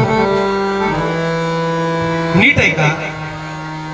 5 घरी भिक्षा मागत मागत मागत एक दिवस एका घरासमोर उभे राहिले नाथ. नाथ पंथाप्रमाणे अल्लाह निरंजन म्हणून गर्जना केली बाहेर. आतली माऊली कोणी होती तिनं बघितलं, कोणी गोसावी आलाय. आतमध्ये गेली, सुपामधून भिक्षा आणली. सुपामधून ऐकून जरा नवल वाटतंय ना, पण असं होतं बरं का तुमच्या माझ्या भारतामध्ये. एक काळ ऐसा होता जेव्हा तुमच्या माझ्या भारतामधल्या घराघरातून सोन्याचा धूर निघत होता. हो, आता लाकडाचाही निघत नाही. शेवटच्या कार्यक्रमालाही लाकडं नाही येत. हो, जिकडे जावं तिकडे सगळ्या जंगलांचे तिरुपतीचे गोठे करून टाकलेले आहेत. एकही जंगलामध्ये झाड दिसेल तर शपथ. पण त्या काळामध्ये असं होतं, सुपामधून भिक्षा आणली. पण नाथ पंथाचा नियम आहे, जी माऊली भिक्षा वाढते आहे तिच्याकडे वर डोळे करूनही बघायचं नाही, डोळे पायाशी ठेवायचे. म्हणून पायाशी नजर झोळी पुढे केलेली. आणि तो 20 वर्षाचा नौजवान तरुण बघितला, तेजपुंज शरीर बघितलं, पिळदार शरीर बघितलं. आणि त्या बाईच्या गळ्यामधून आवरलेला हुंका असा पटकन गेलाच. हुंका गेल्याबरोबर मृदू सबाय नवनीत तैसे सज्जनांचे चित्त. झोळी मागे केली नाथाने आणि आतापर्यंत पायाकडे असलेली नजर तिच्या डोळ्याला जाऊन भिडली. चेहरा वाचला आणि प्रश्न केला, माय भरल्या घरात रडतेस का? काय जरा रडायला? ती म्हणाली, महाराज काय सांगू, इतकी वर्ष लग्नाला झाली, घरामध्ये सगळी संपन्नता आहे हो, पदरी संतान नाही, उदरी संतान नाही. तुम्हाला पाहिलं आणि असं वाटलं की मला मुलबाळ झालं असतं तर तुमच्याच वयाचं इतकं सुंदर झालं असतं, म्हणून हुंका आला गळ्यातून, माफ करा. नाथ म्हणाले, असं आहे का? माय ही भिक्षा आत्ता ठेव, मला नको भिक्षा. म्हणजे ऐक माझं, हे आत्ता भिक्षा नको. आपल्या झोळीमध्ये हात घातला आणि चिमुडभर अंगारा काढला विभूती आणि त्या बाईच्या हातावर ठेवली. माय नाथ कहे मर फिकर करो मत एक होगा तुझे बेटा जो. माय ही विभूती सेवन कर, म्हणजे मी तुला सांगतो एक चांगला सद्गुणी तुला पुत्र प्राप्त होईल.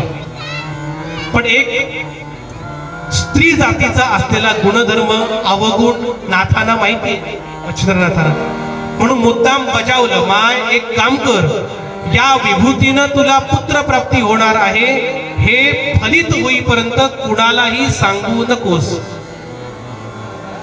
आता आमच्याकडे म्हणजे तुम्हाला म्हणून सांगते, हा कुणाला सांगू नका असं म्हणून सगळ्यांना हेच सांगतात. तुम्हाला म्हणून सांगते, हा वहिनी कुणाला सांगू नका.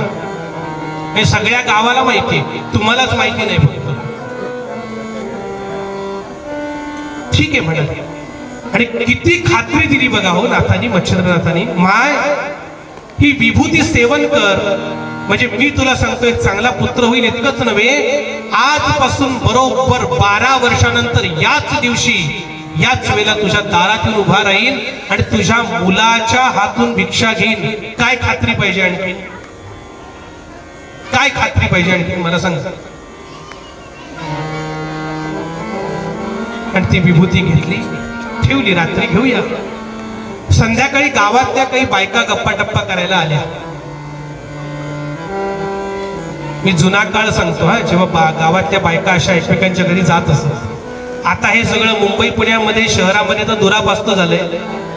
कारण जो तो आपापल्या ब्लॉकमध्ये ब्लॉक, आता आपापल्या फ्लॅटमध्ये फ्लॅट, बाजूच्या फ्लॅट मधला कायमचा फ्लॅट झाला तरी ब्लॉक मधल्याला कळत नाही. बाजूच्या वास यायला लागल्यानंतर कळतं की कोणीतरी फ्लॅट झालाय कायमचा म्हणून.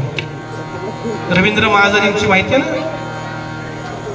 डेड बॉडी कशी मिळत. एवढा मोठा एक काळचा स्टार मराठीचा. आणि त्या बायका आल्या, त्या बायकांशी बोलता बोलता बोलता बोलता एवढं नाथानी बजावून सुद्धा बाई विसरली, नाथ नाही विसरले. बरोबर 12 वर्षानंतर त्याच दिवशी दारामध्ये अल्लाह निरंजन माई अल्लाह अशी गर्जना केली.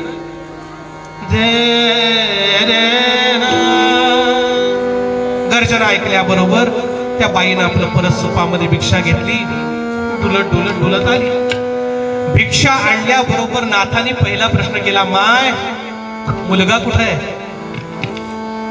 मुलगा कुठे आहे? आण त्याला. ती म्हटली, महाराज तुम्ही जी विभूती दिलीत ना त्यानं मला मुलगा झालाच नाही. लक्षात ठेवा, संतांना, सद्गुरूंना, साधूंना सगळं तुमचं माझं खपत आहे, पण खोटेपणा आणि दांभिकपणा मात्र त्यांना कधीही पटायचा नाही. मच्छिंद्रनाथ म्हणाले, माय खोटं बोलतोस? अगं माझ्या गुरूंचा, प्रभू दत्तात्रयांचा प्रसाद असलेली विभूती होती, ती अशी वाया जाईल? शक्यच नाही ग. काय केलं सांग, काय केलं सांग. ती म्हणली, महाराज मी ती विभूती सेवन केली नाही हो. मग काय केलं? ती विभूती मी उकिरड्यावरती फेकून दिली.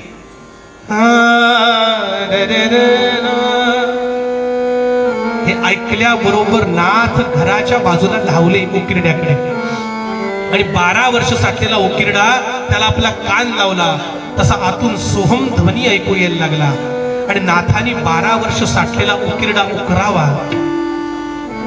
काही लोक बाजूला जमा झाली, त्यांनी प्रश्न केला, महाराज आपण का उकिरडा उकरताय? 12 वर्ष साठलेला. नाथाने प्रतिप्रश्न केलाय मच्छिंद्रनाथांनी की का हो, गेल्या 11 वर्षामध्ये आपण या ठिकाणी काही चमत्कार बघितला? लोक म्हणाले, एक चमत्कार आम्ही रोज बघतोय महाराज. कुठला? रोज दुपारच्या उन्हाच्या वेळेला एक गोमाता इथं येते आणि आपल्या स्तनामधून आपोआप दुधाचा पाना या उकिरड्यावरती सोडते. हे ऐकल्याबरोबर नाथ जे कळवळले, महाराज प्रभो दत्तात्रया, आईच्या दुधावर नाही तर नाही पण गाईच्या दुधावर या बाळाचं पोषण केलंस उकिरड्यामध्ये. काय तुझी लीला अपरंपार आहे रे. म्हणून तो उकिरडा उकरला, बाहेर काढला आणि हाक मारली, बाळ बाहेर ये, बाहेर ये म्हटल्या बरोबर तो चुणचुणीत पोरगा बाहेर आला मस्तपैकी. काय त्याचं भाग्य आहे बघा. जगामध्ये येऊन डोळे उघडल्यावर पहिलं दर्शन आपल्या सद्गुरूंचं आहे. याला भाग्य लागतं. नाही तर आम्हाला दर्शन कोणाचं होतं? डॉक्टर नाही तर नर्स. अशा तंगड्या पकडतात आणि ढुंगणावर फटके देतात मागून, का तर पोरग रडायला हवं. ही आमची लायकी. आयुष्यभर पुढे रडणंच आहे. चैतन्य महाराज छान सांगत होते, देगलूरकर म्हणाले, आध्यात्मिक कारण मी सांगतो तुम्हाला. ते पोर आल्यानंतर रडतच काय येतं किंवा त्याला रडवतात का? रडवून त्याला सांगतात पुढे आयुष्यभर हेच करायचंय. वैद्यकीय कारण काही वेगळं असेल, पण धार्मिक त्यातलं आध्यात्मिक कारण हेच आहे, पुढे आयुष्यभर हेच करायचं, रडायचंच आहे, म्हणून त्याला रडवतात. आणि तो मुलगा बरोबर घेतला आणि तो कावरा बावरा झालेला मुलगा त्याच्या डोक्यावर हात फिरवला नाथानी. बाळ काळजी करू नको, तुझा नाथ मी आहे, तू अनाथ नाही जगात. बाळ, अरे आईच्या दुधावर नाही तर नाही, पण गाईच्या दुधावर तुझं रक्षण झालं, पोषण झालं, म्हणून आजपासून तुझं नाव गोरक्षनाथ असं पडेल. क्रमांक 2 नाथ, गोरक्षनाथ. हा. आणि तिथून दोघ जण गुरु शिष्य निघाले निघाले निघाले निघाले आणि कुठे आले? तई एक ग्रामी गुरु शिष्य आले आणि भिक्षेसी गोरक्षत्वरे निघाले. तई एक स्थली भोजन फार चाले, ठाकोनी दारात अलक्ष बोले. अल्लाह निरंजन मै अल्लाह, अल्लाह निरंजन मै अल्लाह, अल्लाह निरंजन मै अल्लाह. ती गर्जना ऐकली. तशी आतली कोणी बाई होती, ती बाहेर आली आणि जे काय होतं केलेलं ते दिलं. गोरक्षनाथाने ते घेतलं आणि निघाले. दण दण दण दण दण दण पावलं टाकत उन्हातून आणि ज्या ठिकाणी आपले गुरु आहेत मच्छिंद्रनाथ त्या ठिकाणी आले. आता आणल्यानंतर जी भिक्षा आणलेली होती, रोजची पद्धती अशी होती की आणलेली सगळी भिक्षा दोघांनी वाटून खायची, पण त्याची परीक्षा घ्यायची असल्याने त्याला बोलावलंच नाही. आता जुन्या काळचा शिष्य होता म्हणून तो बाजूला थांबला. आत्ताच्या काळातला शिष्य म्हणजे गुरुला मिळालं नाही तरी चालेल, तू मर नका, माझं पोट पहिलं भरलं पाहिजे. गोरक्षनाथ असे नाहीत, झाडाच्या मागे जाऊन उभे राहिले आणि सगळी भिक्षा ग्रहण केली आणि हाक मारली परत. गोरख इकडे. अरे तुझे आज खीर वडे पोळी आणली होतीस ना, मला इतकी आवडली रे. हा हा हा हा, पुन्हा एकदा खावीशी वाटते, घेऊन येतोस आमच्यासाठी? अनुपम ब्रह्मरसाला जो का पिऊन तृप्त झाला, तो का मागेल गुळवण्याला मिठक्या मारी तो बैसेल. दासकडूनची ओवी आहे. अहो अनुपम ब्रह्मरस जो पिऊन तृप्त झालाय, त्याला या खीरवडी पोळ्यांचं काय पडलंय? हो काही नाही पडले. तरी गोरक्षनाथ म्हणाले, अहो विचारता काय? हा मी निघालो म्हणाले. हा निघालो म्हणून निघाला. ज्या ठिकाणी हे मिळालं होतं त्या ठिकाणी आला. पुन्हा एकदा गर्जना केली, अल्लाह निरंजन मै अल्लाह, अल्लाह निरंजन मै अल्लाह. ती सकाळचीच बाई बाहेर आली. तिनं बघितलं हा सकाळचाच गोसावी आहे. ती म्हणली, का रे बाबा, तुला सकाळी एकदा घातलं की नाही, आता परत कशाला आलायस? परत कशाला आलायस? तो म्हटला, माय मला नाही ग, माझ्या गुरुजींना तू दिलेले खीर वडे पोळी खूप आवडली ग, त्यांच्यासाठी एकदा पुन्हा देतेस, माझ्यासाठी नको. ती बाई म्हणली, बाळा अरे असतं ना तर दिलंही असतं, पण काय सांगू, आमच्याकडे की नाही श्राद्ध होतं म्हणून ते केलं होतं. आता आमचे गोरक्षनाथ लहान होते, ते पटकन बोलून गेले, अच्छा अच्छा श्राद्ध था, खत्म हो गया तो और भी श्राद्ध करो. तो काय बड्डे केक आहे का, एक संपला म्हणून मॉन्जिनीस बदलून दुसरा मागवा, और भी श्राद्ध. हे वेडायस काय म्हणाली, और भी श्राद्ध. हे बघ मी तुला एक पैसा देऊ का, तू मला कुबेराचं धन दिलंस तरी नकोय, तिच्या खनपटीलाच बसला, मला खीर वडे पोळी दे मग जातो. ती पाचाबाची इतकी झाली, हमरा तुमरीवर आली आणि त्या बाईनं आपली पातळी सोडली आणि प्रश्न केला, येरी म्हणे श्वाना परी, येरी म्हणे श्वाना परी, घेऊन ठाणासी बैससी द्वारी. आशाळलेल्या कुत्र्यासारखा लाळ घोळत माझ्या दारात बसलायस, कोणाला बोलतेय? गोरक्षनाथांना. गोरक्षनाथांचा अधिकार केवढा आहे माहिती आपल्याला? गोरक्ष जरी धरिता कोप, तरी ब्रह्मांडा जाळिता त्याचा शाप, परितो शांती क्षमेचा दूत, नयेच संताप मानसी. मला कुत्रा म्हण, गाढव म्हण, बेडूक म्हण, म्हणजे डुक्कर म्हण, नाही तर झुरळ म्हण, मला काही फरक नाही पडत, मला खीर वडे पोळ्याशी मतलब आहे. ती म्हणते, का रे तुझ्या गुरुजींना खीर वडे पोळी हवी म्हणून मी जर दिले तर त्याच्या बदल्यात मला काय देशील? तू माग ना, काय हवं देतो ना. गुरुवांछा पूर्तीस्तव, गुरुवांछा, वांछा म्हणजे इच्छा, गुरुवांच्या पूर्तीस्तव देशील मज सौम्य नयन काय तरी हा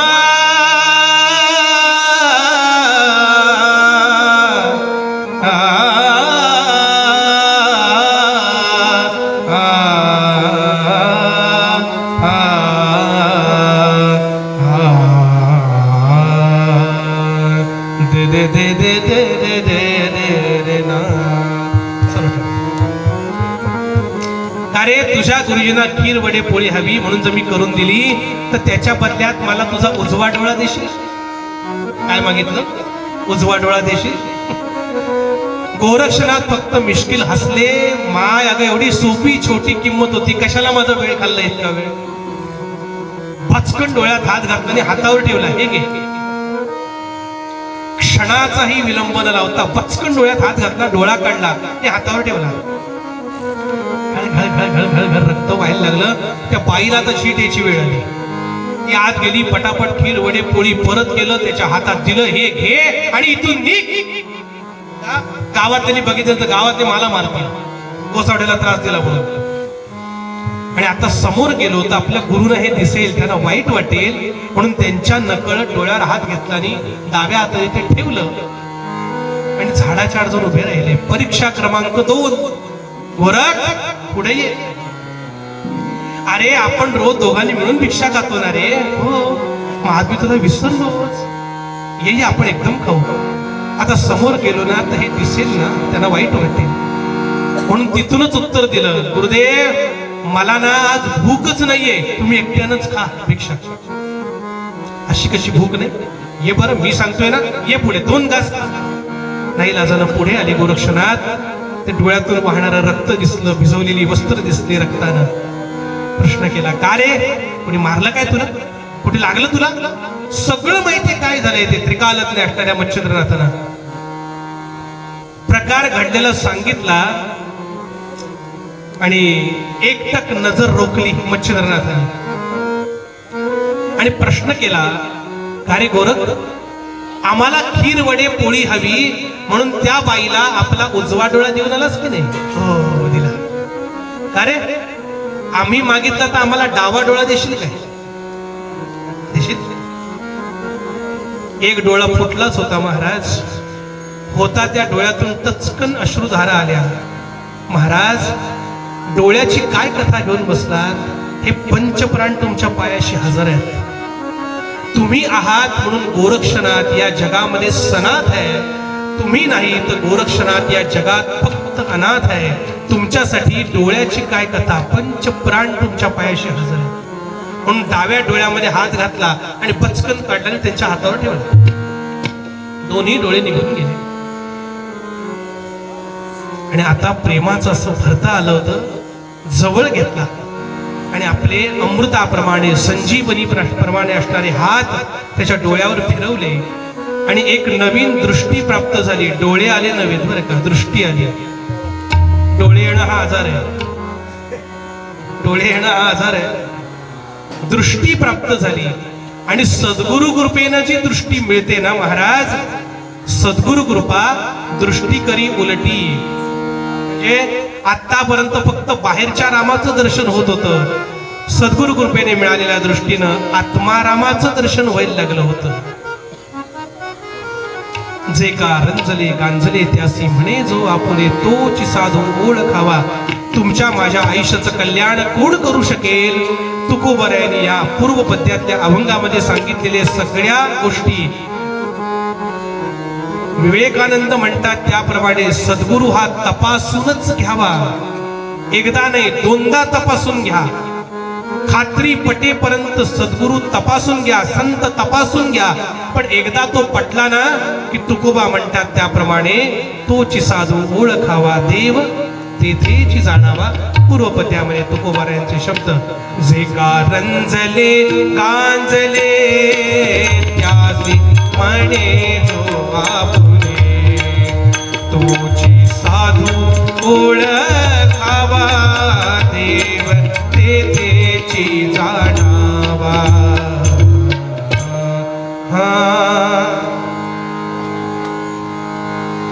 आरती घ्यायची का नाही घ्यायची ते नाही ना, फक्त घ्यायची जाते का? झालेली कीर्तन सेवा सद्गुरूंच्या चरणी भगवंताच्या चरणी अर्पण करायची.